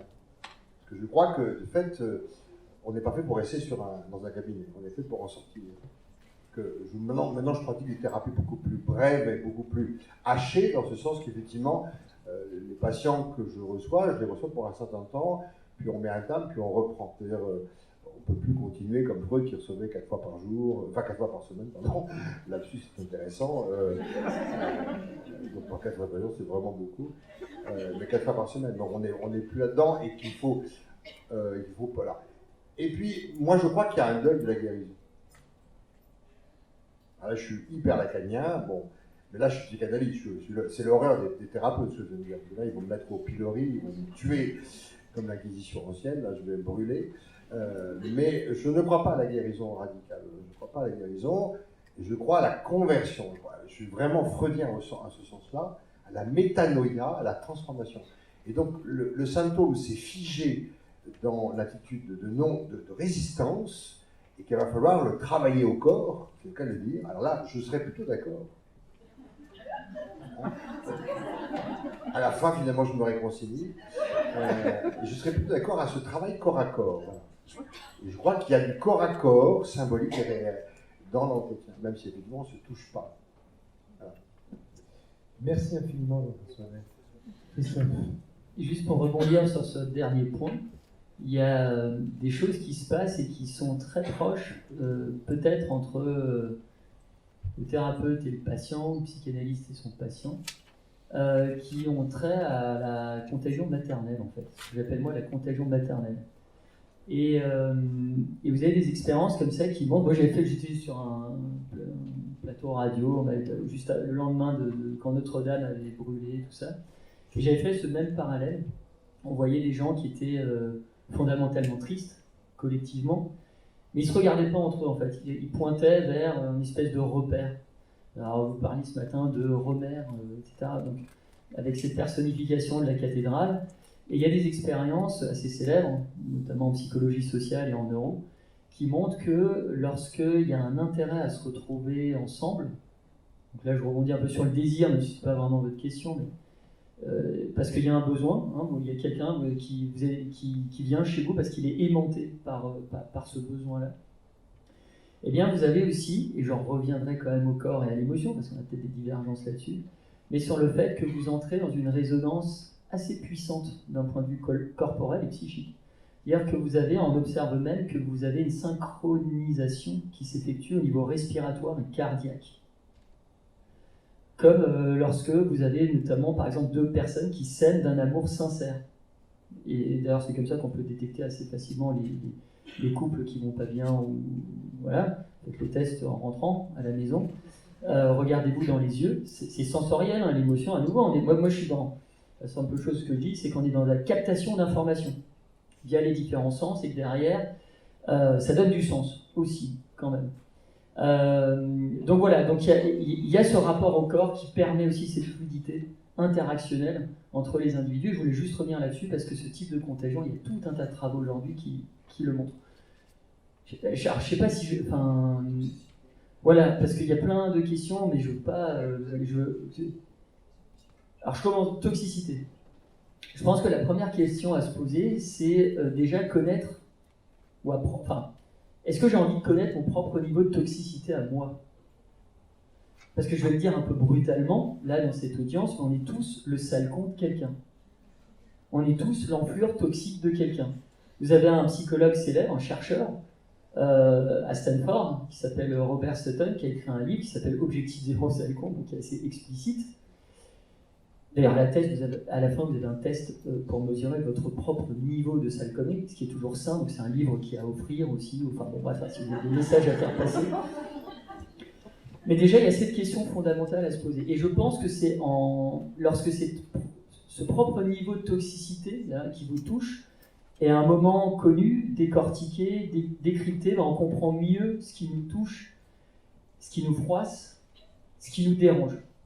Et moi, la reco que j'ai à donner, donc là on est un peu dans le conseil, mais c'est que quand vous êtes face à... Alors il y a plein de mots pour ça, il y a plein de... Que ce soit un pervers narcissique, quelqu'un qui est dans une démarche avec intentionnalité ou pas, mais au final qui vous fait peut-être du mal, qui vous dérange, et ben moi je pense qu'il faut rester un peu au contact de cette personne. Après, il faut couper le lien. Mais je pense qu'elle met juste par effet miroir, en éveil, en lumière, finalement des choses que vous n'avez peut-être pas réglées avec vous-même. Alors elles peuvent être de différents ordres, elles peuvent être des niveaux de profondeur différents. Mais voilà, donc je pense que la toxicité n'est pas forcément toujours toxique. Elle peut être aussi, d'une certaine manière, apprenante. Alors quand elle est vraiment toxique et qu'on a du mal à s'en détacher, etc., je vous conseille de lire mon livre en fait. Vous allez avoir plein d'éléments de réflexion là-dessus. J'en ai évoqué certains sur la création des liens affectifs qui aujourd'hui sont des choses qui sont totalement en jachère dans notre société occidentale. Ce qu'on vient d'observer dans une étude récente avec des collègues en psychologie sociale, notamment auprès de managers, c'est que, et je reviens sur cette notion d'intelligence émotionnelle, alors qu'il y a plusieurs courants, on remarque que les individus qui sont doués de ça, et en contrôlant tout un tas d'autres, on va dire, variables psychométriques, que ce soit les traits de personnalité, votre niveau d'intelligence analytique, etc., on remarque que ces personnes sont globalement, pour leur entourage personnel et professionnel, moins toxiques. Elles sont moins machiavéliques, elles ont moins de tendances psychopathiques, etc., etc. Et donc ça, ma réponse, je vais la faire un petit peu à l'envers, c'est travailler ce type d'intelligence-là, et vous allez naturellement, non seulement réduire votre propre niveau de toxicité, mais en plus, vous allez être sans doute un ou une meilleure régulatrice lorsque vous êtes bombardé par ce type de comportement-là. Vous allez avoir un filtre en 4K, en 8K, avec un haut niveau de pixelisation qui vous permettra finalement de détecter ce qui est bénéfique ou pas pour vous, ce qui demande à créer un point d'ancrage, de réflexion pour régler peut-être des choses avec vous-même, etc. Et comment on la développe? Et là, c'est le petit moment plaidoyer pro domo, voilà, enfin non, c'est le deuxième moment, parce que j'ai déjà parlé 2 fois du bouquin. On a créé un test psychométrique, un test de performance, pas auto-évaluatif, qui s'appelle QE Pro, QE quotient émotionnel, pro professionnel. On va faire tout un tas de publications dans des revues prochainement. Et ce test-là, il vous permet d'avoir une espèce de profil sur différents types de compétences, de capacités, que sont celles de capturer l'information, de traiter cette information, de comprendre les causes, les conséquences, votre capacité à réguler, capacité mentale, à réguler les émotions, etc. Donc en travaillant cette compétence-là, ben, vous avez derrière les bienfaits dont je vous parlais. Et d'ailleurs, vous avez tout un tas de travaux de recherche qui montrent que quand vous travaillez ça, vous êtes moins sujet au burn-out, vous êtes moins sujet à des troubles dépressifs, vous avez moins de mots MAUX, de ventre, de tête, de dos, vous avez en règle générale plus confiance en vous.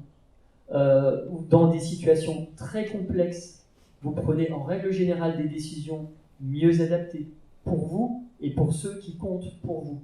Vous avez même une employabilité qui est plus forte, etc. À nouveau, c'est pas une douce rêverie. Voilà, on a tous notre schéma. Moi, je suis chercheur. J'aime bien le quantitatif aussi, parce qu'il peut être au service du qualitatif, et je pense qu'il ne doit qu'être au service du qualitatif. Mais on observe plein de choses qui convergent dans le même sens. Donc, je réponds comme ça. Voilà, ma réponse est autour de cette compétence à développer qui fera que, bah ouais, on sera peut-être moins Bob l'éponge, moins dans l'hypersensibilité, qui est un pouvoir extraordinaire. Hein. Après, il faut juste être capable aussi d'essorer cette éponge. C'est super de s'imbiber de plein de choses, parce qu'on capte plein d'infos. Par contre, si on n'est pas capable de s'essorer à un moment donné, ben on atteint des seuils de saturation émotionnelle et psychique, qui font que, à un moment, peut-être qu'on ne ressent même plus, on est peut-être dans cette sidération, ou dans un espèce d'électroencéphalogramme totalement plat. Moi, j'ai beaucoup de discussions avec des moines bouddhistes qui ont fait des expériences, etc., et je ne suis pas toujours d'accord avec certains courants, notamment sur la méditation, où je trouve qu'on se détache d'informations fondamentales. Et bon, bref, ça, ce serait un autre débat. Merci. Merci. Alors, avant qu'on se quitte, je voudrais avoir d'abord Eudes Semeria, le livre qui vient de sortir, Les pensées qui vont maigrir. On est sur quelque chose qui font maigrir. Qu'est-ce que j'ai dit? Qui vont maigrir? Les pensées qui vont maigrir. Hein, et ça, c'est le tome 2 ou c'est... C'est les miennes. Hein. Donc c'est une application de la thérapie existentielle. Le titre m'a interpellé. Donc c'est vrai que pour tout un chacun, quand on lit Les pensées qui font maigrir, découvrez l'intelligence alimentaire, forcément on a envie de plonger dedans. Alors, qu'est-ce que c'est? Comme je l'ai dit, c'est une application de la thérapie existentielle, de la pensée existentielle à un cas particulier très concret. Là, on est encore pour le coup. Comment on construit du sens? Comment on se projette, comment on s'engage, comment on devient authentique. C'est pas du tout un livre de nutritionniste, hein, bien sûr. C'est un livre de psychologie, voilà, qui questionne ça au fond, comment exister, quoi, mais de manière authentique. Je vais vous poser la question parce qu'on a, tout comme pour Christophe, pas la chance de vous avoir tout le temps parce que vous êtes plutôt pas sur le pont, vous à Paris. Vous, Christophe, entre Paris et Lyon, si j'ai bien compris. Voilà. C'est le moment ou jamais de vous rencontrer, en tout cas. Ce sont 2 livres qui, moi je trouve, amènent à une redimension au regard de la question qui nous a amené ici, de l'initiation à l'évolution. La contagion émotionnelle pose un certain nombre de rapports entre soi et l'autre. Et les pensées qui font maigrir, telles que vous venez de le dire, nous ramène à un certain nombre de fondamentaux aussi. C'est ça, il y a pas mal de philosophie aussi dans ce livre. Et comment raccommoder, comme disait Nietzsche, le jeu qui pense, le jeu qui agit. Donc voilà, c'est ça l'enjeu. C'est sortir d'un déterminisme qui voudrait qu'on ne peut pas sortir de sa condition, c'est-à-dire au fond guérir. Donc voilà, c'est l'objet de ce livre. Qui je veux être? Qu'est-ce qui m'empêche d'être ce que je veux, d'être aligné avec mes valeurs, mes principes? Quelles sont-elles? Quels sont-ils?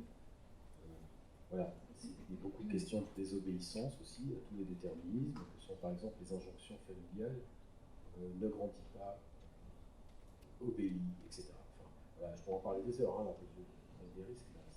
Oui, on prend les mêmes risques, je veux dire, avec vous tous, parce que c'est passionnant. Et puis aussi comment cette simple question de l'alimentation dépasse de très très loin le périmètre de l'assiette. C'est-à-dire que on voit comment l'action, au fond, l'action de tous les jours, éplucher des patates, pour reprendre La voiture et les patates. Comment c'est aussi un choix de société pour toute l'humanité, au fond, puisque là, si je peux encore sortir bien poser, mais dans tous les engagements, j'engage l'humanité. Est-ce que je mange? Comment ça doit être produit? Est-ce que j'ai raison d'acheter des produits industriels ou de gaspiller? Voilà, ce sont des engagements très puissants. Et puis alors, bénéfices secondaires, ça fait des guerres. Et je trouve que ça fait tout à fait écho avec le précédent, le harcèlement fusionné. C'est en fait le prolongement de ce livre qui parle de dépendance affective, de à quel point on est ligoté par des loyautés familiales, l'envie de dénier aussi la solitude, la mort, etc., par le fait de rester collé à quelqu'un, ou au contraire d'être collé, mais en tant qu'aidant. Il y a la présentation du profil que j'appelle fusionnel, donc la peur de la vie, dans le premier, et la présentation du profil fusionnel dans le deuxième, qui montre la peur de la mort. Donc c'est dans la continuité. Merci beaucoup. Jean-François Noël, entre l'écharpe de la chair et travailler à être soi, mais il y en a d'autres qui sont disponibles en bas, évidemment, on est vraiment invité à réfléchir. Je n'ai pas compris qu'il fallait réfléchir. Là, on y est amené. Donc, si je devais aller vers quelque chose, vous êtes sur Istres. On peut vous rencontrer ici même. On peut vous rencontrer à Istres. Vous êtes un petit peu plus joignable que Eudes et Christophe. Mais par contre, cet après-midi, vous êtes là aussi en bas. On peut tout à fait aller et échanger. Un dernier mot chacun, si vous voulez bien, puis on peut aller de Christophe à Eudes en passant par Jean-Noël, et on donnera le mot de la fin à Claire. Oui. Arrête, je vais être court. Il y a un psychologue célèbre qui disait le cerveau humain agit sur les expériences négatives comme du velcro et sur les expériences positives comme du téflon. Voilà. Exactement, merci. J'allais lui rendre hommage juste après, mais vous m'avez précisé. Et c'est exactement un peu l'idée de ce bouquin-là, c'est se dire, voilà, quand c'est toxique, ça s'ancre plus facilement dans nos têtes, dans nos corps. Comment est-ce qu'on fait pour un moment évacuer, lorsqu'il y a un vrai besoin d'évacuation.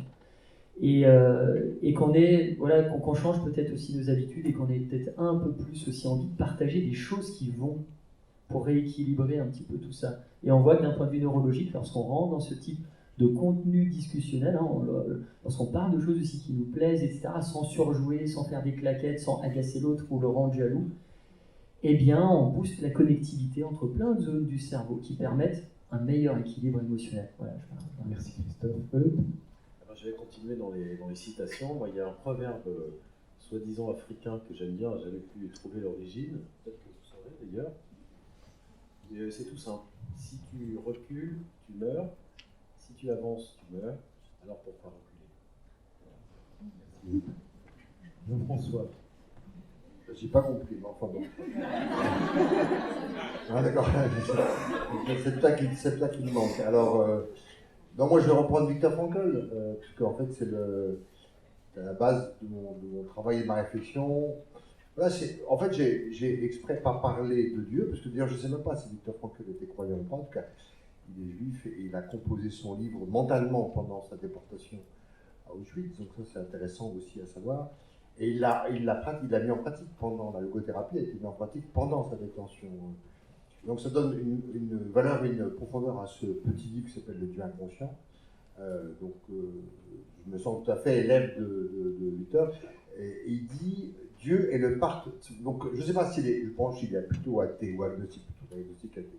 Mais enfin, il dit Dieu, s'il y a une hypothèse Dieu est le partenaire invisible de nos entretiens intimes. Et ça, c'est une belle. Merci Jean-François. Claire? Alors, vu que tout le monde a fini avec des citations, je cherche une citation, comme ça on va finir de façon harmonieuse. On a beaucoup parlé aujourd'hui de plein de choses, de s'itinérer, etc. Et on a parlé de visions très différentes du soin. Et je pense qu'en fait, ce terme de vision, on va s'accrocher là-dessus. C'était Christophe André, du coup je vais rester dans le champ TCC, qui racontait l'autre jour à quel point on peut avoir une vision d'un même événement extrêmement différente. Et il racontait que son beau-père avait eu un accident chez lui et que donc le beau-père était seul chez lui, il a eu un accident. Il s'est réveillé, il a appelé le SAMU et il a dû être évacué en avion, ce beau-père. Et donc le soir, il appelle Christophe André et il lui dit: aujourd'hui, j'ai vécu quelque chose de merveilleux, j'ai pris l'avion. Et donc voilà, et je pense qu'on peut tous voir plein de choses de façon très très différente. Merci à vous quatre. Merci Christophe A, merci Célia, merci Jean-François Noël, merci Pierre Abarca. Vous pouvez les retrouver en bas, profitez-en, ils sont là. Ça arrive, c'est bien. Et moi, je vous donne rendez-vous dans 15 minutes. Merci.